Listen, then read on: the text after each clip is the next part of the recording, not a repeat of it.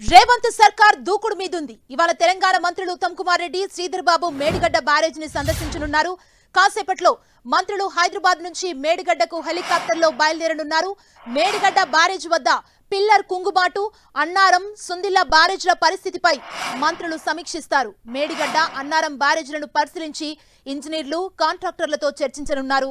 Medigadda barrage వద్ద కాళేశ్వరం ప్రాజెక్టుపై నీటిపారుదల శాఖ అధికారులు పవర్ పాయింట్ ప్రెజెంటేషన్ ఇవ్వనున్నారు.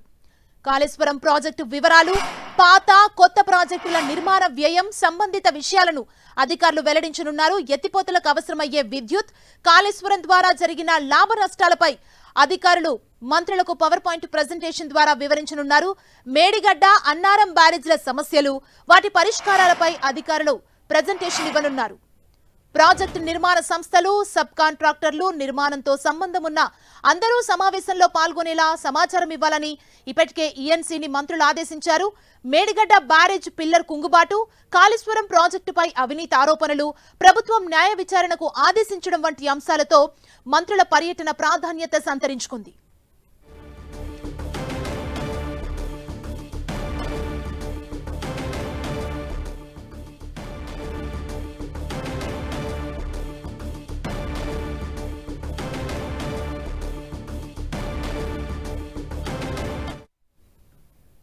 ఇక ఈ రోజు ఉత్తమ్ కుమార్ రెడ్డి, శ్రీధర్ బాబు మేడిగడ్డ బ్యారేజ్ సందర్శించబోతున్నారు. బ్యారేజ్ ని ఇదే అంశానికి సంబంధించి మేడిగడ్డ బ్యారేజ్ నుంచి మరింత సమాచారాన్ని మా ప్రతినిధి సతీష్ మనకు అందిస్తారు. సతీష్, మరికొన్ని గంటల్లోనే ఇటు మంత్రుల బృందం కాళేశ్వరం ప్రాజెక్టు వద్దకు రాబోతుంది. ఈ నేపథ్యంలో పోలీసు అధికారులు భారీ బందోబస్తు ఏర్పాటు చేశారు. మనం చూడవచ్చు, డ్యాం పైన కూడా పోలీసు బందోబస్తు కొనసాగుతుంది. ఎవరిని కూడా ఈ బ్యారేజ్ మీదకు అనుమతించడం లేదు. బ్యారేజ్ కుంగుబాటు అక్టోబర్ 21న జరగడంతో అప్పటి నుంచి కూడా ఇక్కడ నిషేధ ఆజ్ఞలు కొనసాగుతున్నాయి. ఈ అక్టోబర్ 21న ఒక్కసారిగా మనం చూస్తున్నటువంటి బ్లాక్ 7లోని 19, 20, 21 ఈ 3 పియర్స్ వద్ద కుంగుబాటు ఏర్పడంతో దాదాపు 4 ఫీట్ల మేర ఈ ప్రాజెక్టు పైన కుంగుబాటు ఎఫెక్ట్ పడింది. దీంతో ఒకసారి నిర్మాణం పైన అనుమానాలు వ్యక్తమయ్యాయి. ప్రతిపక్షాలన్నీ కూడా ఈ ప్రాజెక్టు నిర్మాణం పైన అవకతవకలు జరిగాయని చెప్పి పెద్ద ఎత్తున ఆగ్రహం వ్యక్తం చేస్తూ ఆరోపణలు చేయడం జరిగింది. దీన్ని సీరియస్ తీసుకున్నటువంటి కేంద్రం కూడా ఒక కమిటీని విచారణకు ఆదేశించింది.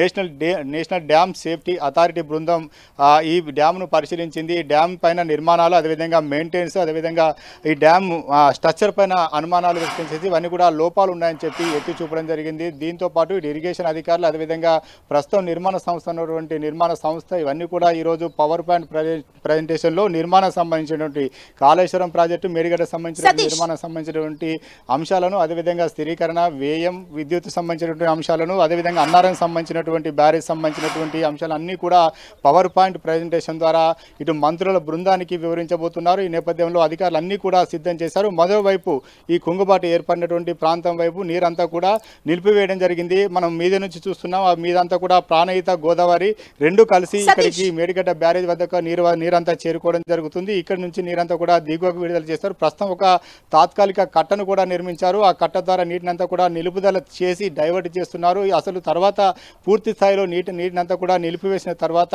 ఎంత మేర కుంగుబాటు జరిగింది, అసలు కుంగుబాటు గల కారణాలు ఏంటి, తర్వాత ఎటువంటి అంశాలతో ముందుకు వెళ్ళాలి అని చెప్పి అధికారుల బృందం కూడా దీన్ని పర్యవేక్షణ చేయబోతుంది. ఇదంతా కూడా త్వరలోనే ఒక కమిటీ వేస్తారు. ఆ కమిటీ ద్వారా ముందుకెళ్లే అవకాశం కనిపిస్తుంది. మంత్రులు ఉత్తమ్ కుమార్ రెడ్డి, శ్రీధర్ బాబు ఏ టైంకి మేడిగడ్డ బ్యారేజ్ వద్దకు వచ్చే అవకాశం ఉంది? షెడ్యూల్ ప్రకారం అయితే ఈరోజు 12 గంటల తర్వాత హెలికాప్టర్ ద్వారా ఇక్కడికి మేడిగడ్డ వరకు చేరుకుంటారు. మేడిగడ్డ చేరుకున్న తర్వాత ముందుగా మనం చూస్తున్నటువంటి ఈ బ్యారేజీ కుంగుబాటు జరిగినటువంటి ఈ ప్రాంతాన్ని మంత్రుల బృందం పరిశీలిస్తారు. ఆ తర్వాత పవర్ పాయింట్ ప్రజెంటేషన్ ఉంటుంది. ఆ తర్వాత ఇరిగేషన్, అదేవిధంగా నిర్మాణ సంస్థ అధికారులతో సమీక్ష సమావేశం చేస్తారు.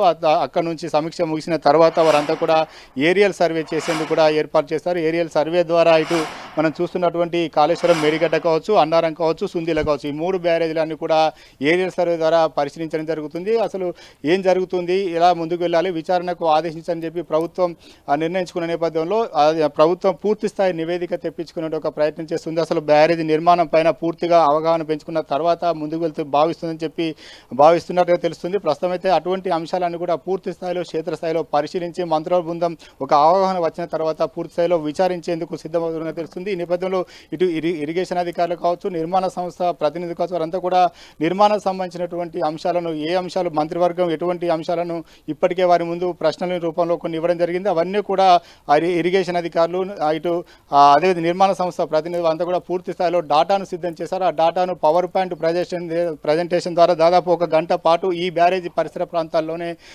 పవర్ పాయింట్ ప్రజెంటేషన్ ఉంటుంది. ఆ ప్రజెంటేషన్ తిలకించిన తర్వాత ఇంకా ఏమైనా అనుమానాలు ఉంటే పూర్తి స్థాయి సమాచారాన్ని కూడా ఇవ్వాలని చెప్పి మంత్రుల బృందం ఆదేశించే అవకాశం ఉంది. ప్రస్తుతం అయితే ఇది ఈ కాళేశ్వరం ప్రాజెక్టు 7 ఈఎన్సీల పరిధిలోకి వస్తుంది కాబట్టి ఈఎన్సీలు అంతా కూడా పూర్తి స్థాయి సమాచారంతో ఈరోజు మంత్రులకు పవర్ పాయింట్ ప్రజెంటేషన్ ఇవ్వబోతున్నారు. ఆ తర్వాత మంత్రులు ఎటువంటి అంశాలతో ముందుకు వెళ్తారని మాత్రం ఆసక్తిగా మారుతుందని చెప్పుకోవాలి. సుమా, థ్యాంక్ యూ సతీష్.